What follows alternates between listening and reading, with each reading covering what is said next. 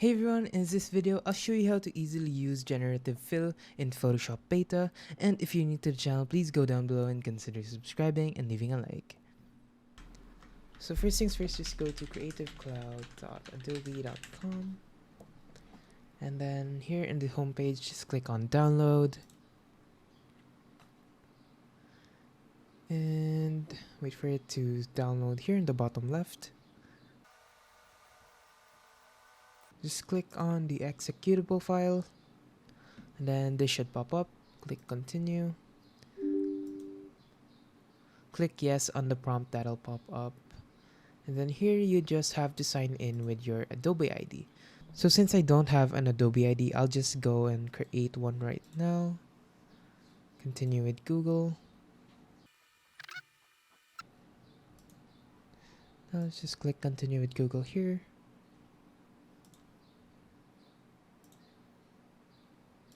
And we're signed in. And here just click on start installing. And just wait for this to finish.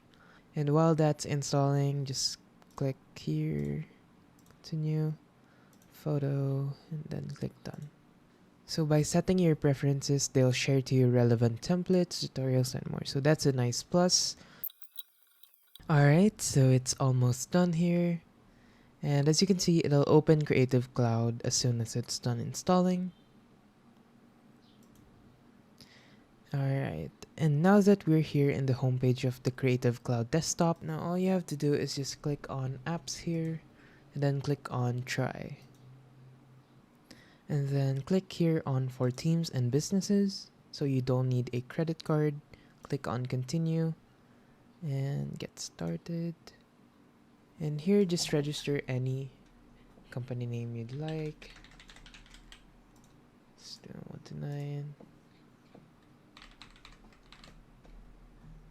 Click on Continue.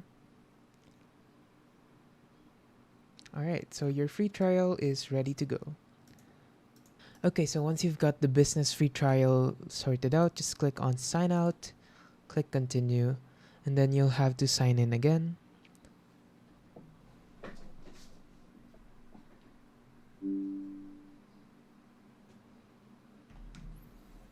And go back to apps. And then here on the left side, you can see beta apps. Click that and then click on Photoshop Beta install. Now let's wait for that to install.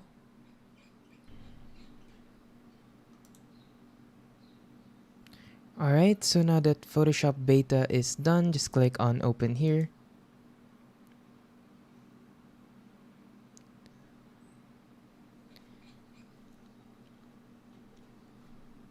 And once it's open, you should see this interface here. So just on the left side, just click on new file. Then here you can set the canvas size. So I'll just set mine to the default size of my monitor, 1920 by 1080p. Then click on create. Alright, so as you can see, generative fill did pop up. Then just maybe later. Alright, then let me just drag my image over here.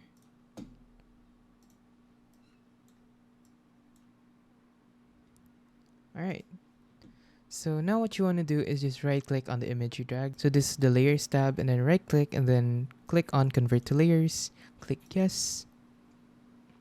And then just make sure to unlock your background, and you can just close that off.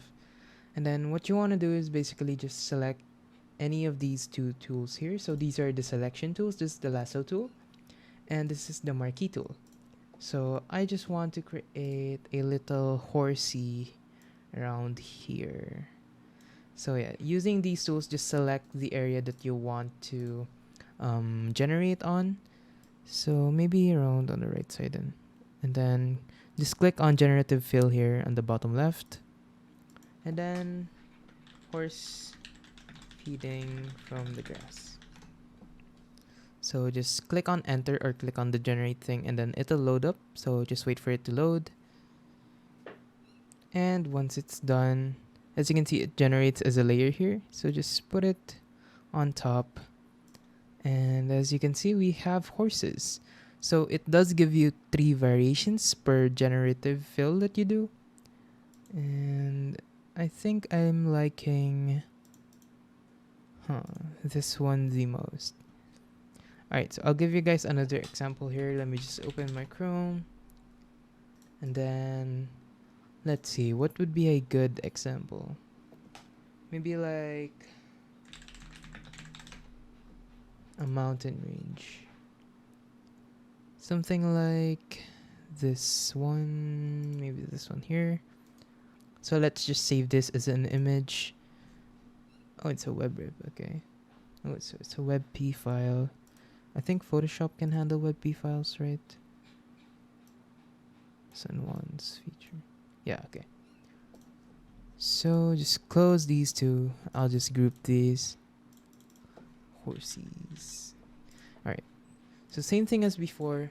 What you want to do is just select any selection tool here and then just select the area that you want to generate on. Click on the generative fill and then it'll appear like a prompt.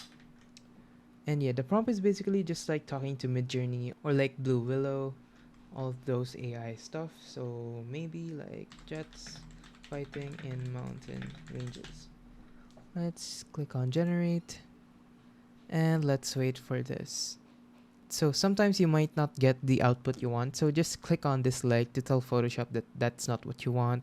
It also helps them improve their AI. And this is just about done here.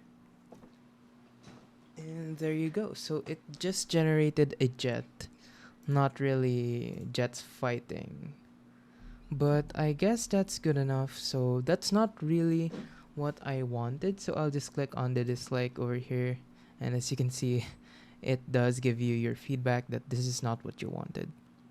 So maybe let's try something else. Let's try sunrise. Sun rising. Let's click on. And yeah, there you go. So it did give me a little bit of the sun here. The rest aren't really that good. So yeah, just keep in mind that this is in beta. So you may not always get the result you want, just like me.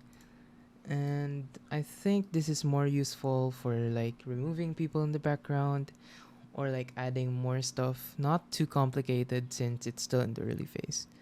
So let's try one last one before we go here. What should be...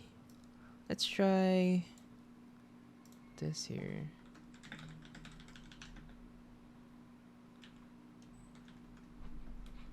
Turn the trees red. So I want all the trees here to be red.